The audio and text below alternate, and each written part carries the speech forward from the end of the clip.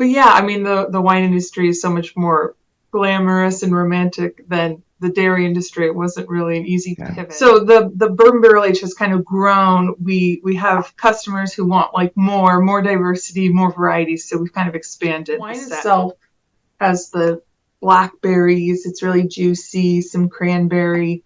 It's a classic good, and it's a nice wine for that too, because it's like a good occasion, right? If you're going to a friend's house for a barbecue, or somewhere where you want to grab a bottle of wine but you aren't sure what, it's like a crowd pleaser. It's like a perfect conversation starter.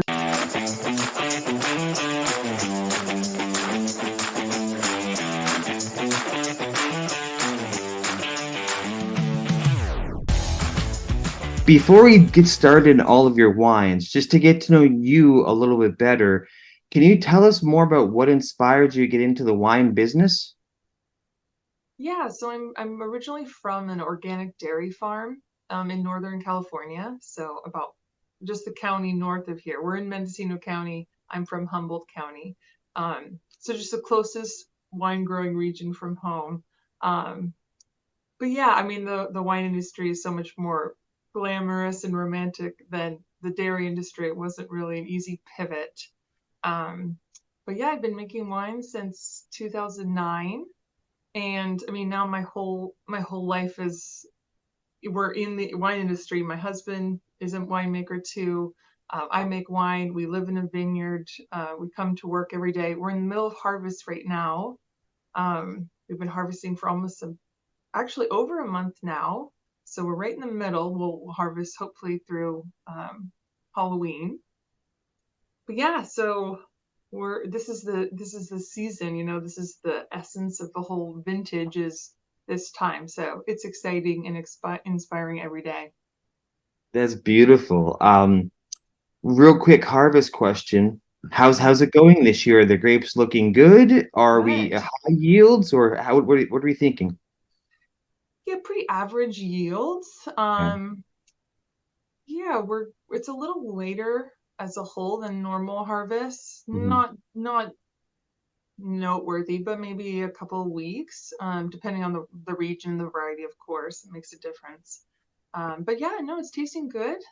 The chemistries are nice, good acids. So far we're happy, but we're only Good. halfway done. So Fingers I don't crossed. want to Let's stay speak too optimistic. soon, right? Fair enough.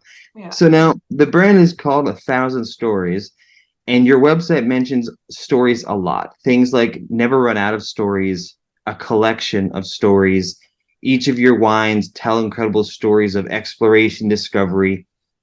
Where does the idea of stories come from? Talk a little bit about the thematic, how you guys are embracing the story concept with your wines. Yeah, so the stories, it kind of goes with the brand. Like there's a lot of stories around how we came up with the name, and how we got to point A to point B, naming it that. But and everyone kind of has their own rendition, which is just ironic that it's 1,000 stories. Um, but yeah, it's really around like our consumers adventurous and likes to roam and wander and connect with people. So all those people, each like adventure you go on and each new connection you make, you have new stories and you have new stories to share, and you can like share our wines together. So That's it's perfect. around stories, yeah, and adventuring, roaming. And you mentioned the word Rome. And I guess for me, when I think of that, I also up in your area is Yellowstone National Park. And 1,000 Stories that you guys partnered with Yellowstone Forever. Right. Tell us a bit about the support, what you're doing, and what inspired you to make that choice. Yeah, so that's a new partnership for this year.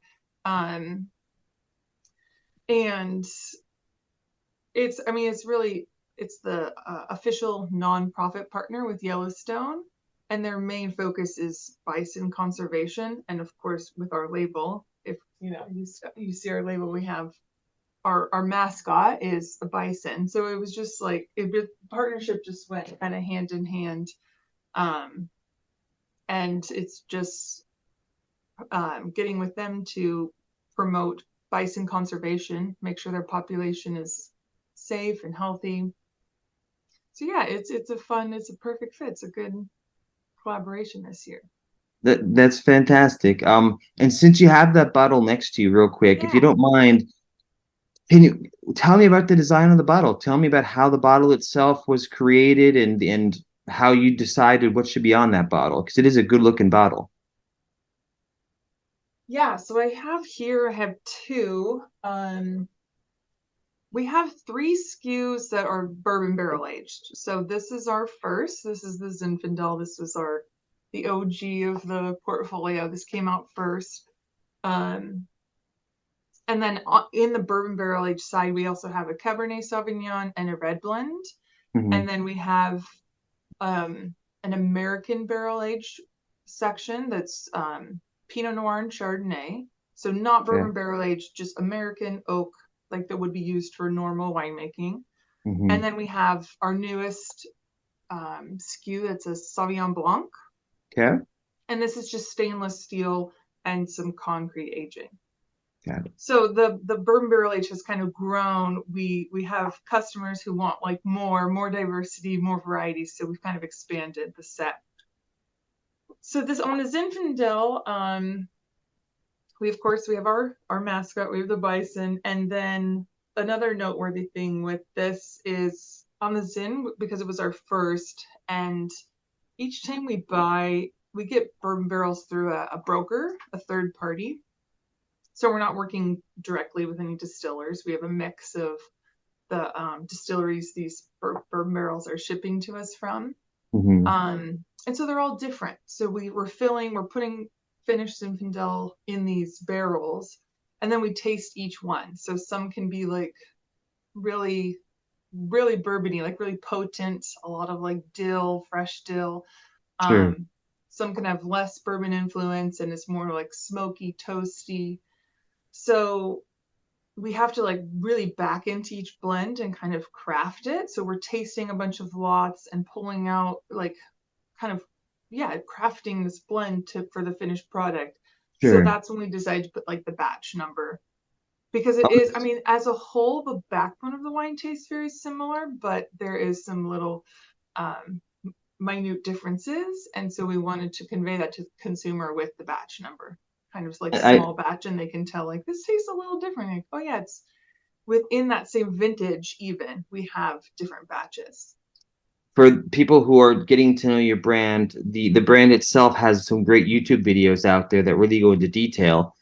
And Yes. let's just stick on the bourbon barrel for a moment because I think not only is it interesting, not only is it so popular right now, it, as far as the inspiration behind that stylistic choice, was it, I don't want to say just, but was it feeding that popular trend? Was it personal preference? Who and how did that decision happen in the company? And let's just go a little bit deeper because people out there who they hear that and they love it. So let's help them fall in love even more. Let's help them get excited and go buy that bottle. How did we decide on the bourbon aging? Yeah, so this was a practice that the original winemaker, the founding winemaker, we call him, Bob Blue, he just retired a couple of years ago. Um, we were innovating, like thinking of new wine ideas, and this is a practice that he used, 20 plus years ago, 20, 25, 30 years ago, Mhm. when wine barrels, French oak wine barrels were pretty pricey, like a luxury kind of commodity to use. So he was looking at different alternatives to age his wines in here at Fetzer. Um, and he had this idea, and bourbon and whiskey barrels were cheaper. So he had done it, but he kind of remembered the influence, and he had since gotten away from that style for just our regular wines. But when we were thinking, he was like, "What else can we do? Like, that would be creative." And he brought up this idea, so we bought some bourbon barrels and tried it. We were like, we should bottle this, not blend this into a bigger portion, not, just like this could be it. And so, yeah, we went down the path and here we are. Yeah, so that That's was in 2014 was our first vintage. So they had trialed it, and then I started with the company in 2015.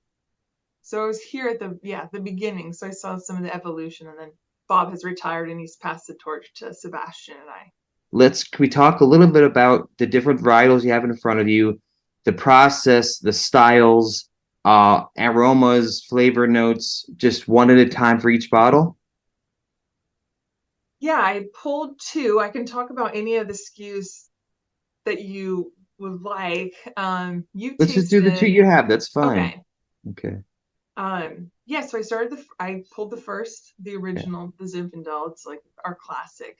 Um, and I say classic because it's Zinfandel is kind of like a American grape variety. It's very like Americana. It goes with our, the whole spirit of the brand. And it's kind of what Mendocino County and Mendocino is known for. We grow really great Zinfandels up here. It's nice and, nice and warm climate. And then we've also expanded. Now we're sourcing some of the fruit from Lodi as well, which is also really great grape growing region for Zinfandel. They're also known for the Zin, so we dabble over there too. They help us out. Um, and then it's also blended with some Petite Syrah because we want it to be like a really the whole backbone of the blend is bold. You're supposed to like match the bison, big style, bold characteristics. So we pick them the fruit really ripe. It's pretty hot, usually around 15% alcohol in the finished product. And then we blend, yeah, some Petite Syrah into this just to give the color a little more enhancement, some more tannin structure. Um, but then we finish it in bourbon barrels, and we sometimes use a little bit of American oak, French oak in there too, just to give the wine that's not bourbon barrel aged just some oak extract, oak enhancement. Um, but yeah, it's just the Zinfandel. The unique part of Zinfandel, I mean, the wine itself has the blackberries. It's really juicy, some cranberry. It's a classic good Zinfandel. And then the bourbon barrel aging process is just where you get like the new, some like dried herbs like oregano, um, some thyme. There's some like toffee characteristics from the toastiness of the bourbon barrel itself. Mhm. Yeah, and the point is to have a really strong wine, like you had mentioned with your friends who you drank these with when you tasted Yeah. them. We want to have a really strong wine. We don't want it to like waft bourbon, and like we don't want the bourbon to sit on top of the wine. We want them to be like really integrated and just like a finish, just something interesting and different that you can get, but it's not overwhelming or overpowering. Something we both mentioned is it's very well balanced. Was there any challenge in the balance? Pretty straightforward, or was there a lot of trial and error involved with this vintage? It's it's not pretty straightforward. We wish it were, just because yeah, the barrels coming from the distillers can be fresher. They can be emptied the week before. They could be emptied a month. So how much has evaporated? How much has been absorbed into the wood? How we those are unknown factors. So it's a bunch of trial and error. So it's fun, but it's a lot of work. So yeah, it's not so easy in that because we do have to like test each batch, and we want some consistency, but we want a little bit of difference. So yeah, it just depends. Yeah. Before we move on, though, I don't want to forget the Sauvignon Blanc. So if we can hit the aromas there, the taste, tell us Yeah. what we This should be is a tasting. new release. This just came out in April or May of this year. So I'm really excited. I think it's still working its way across the nation. Um, but I'm really happy with this wine. I really like the way it came out this year. And I got to make it from scratch. So I made exactly what I wanted. So I'm of course very Congratulations. happy with it. Yeah, thanks. It's nice when you make something that you really like to drink too. Um, the fruit that we source for this comes from the majority from the Aurora Seco region, so down Monterey, Central Coast of California, which is just a really nice growing region, Bay Area influence. So it's like warm days and then cool evenings, mornings. Um, so a lot of it comes from there. A little bit comes from just up here in Mendocino County. We get some fruit, and then the rest is from Lodi.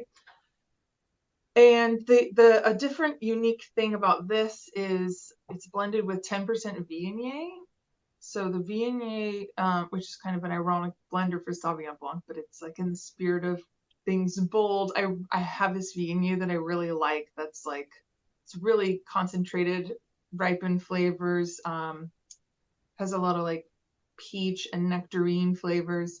So I thought it could be really interesting in the Mhm. Sauvignon Blanc. So I fermented them separate and then blended this percentage in there. And it it's really interesting because the Sauvignon Blanc has that it has a little bit of grassy, some grapefruit, citrus aromas, but then that the Viognier twist makes it um, almost a little floral. But yeah, you get those like white peach kind of stone fruit flavors pop a little more because of that Viognier. And yeah, it's all stainless steel fermented and aged, so it has no oak contact. And then I do also some concrete eggs. So just these little, this is just a nerdy winemaker thing. But yeah, I think it enhances the texture and makes it a little more minerally. So you can look for that too on the palate. It's kind of interesting. You've mentioned Sebastian once or twice. Tell us about him. Tell us about how the two of you balance roles. Tell us about the partnership a little bit. Yeah, so he's the winemaker for the bourbon barrel aged wines. Um, Before we were both collaborating with Bob, we were both working. It was more like a team effort. And then when Bob stepped down, we also had the new American barrel aged Pinot and Chard, um, and the Sauvignon Blanc's brand new. So Sebastian took the bourbon barrel aged because he was working on those more, and then I took the other half. So yeah, we work together. Can you please suggest some really delicious dishes that pair with either and or either of those bottles? Yeah, um, that is a nice thing about our portfolio expanding is because before we had the three reds, it's just kind of similar food pairing. So now that we've expanded, we have almost a wine for any dish. Um, the Zinfandel and then all of the bourbon barrel aged wines go really great with like barbecue or smoked meat. Yeah, like ribs, red meats, really. It's a nice wine for that too because it's like a good occasion, right? If you're going to a friend's house for a barbecue or somewhere where you want to grab a bottle of wine but you aren't sure what, it's like a crowd pleaser. It's like a perfect conversation starter, sporting events, soccer games, Super Bowl, that kind of thing. And then the Sauvignon Blanc is I mean, it pairs well with like oysters, like light sauce pastas, cream based pastas. And then it's also great just appetizer wine because I think the Viognier is different. It is fun to start with it. So if you're coming over and not sure like what to open or like if you're having a dinner party, it's like a great wine to kick off the night with. So you can kind of explore it and then it transitions well with food, especially as it becomes less chilled. Like as it warms up a little, you're getting more of the flavors too. So it's a great night kickoff wine. I love the two wines. I'm happy that you guys are doing the barrel bourbon aging because it's a fun taste. Yeah. Tell us a little bit about how we can find out more about the wines, where we can find them, where we can shop for them. And then, of course, from a social media point of view, I'm hoping you guys make more videos. So tell Okay. us where we can find you, follow and find all the stuff both to buy as well as on social media.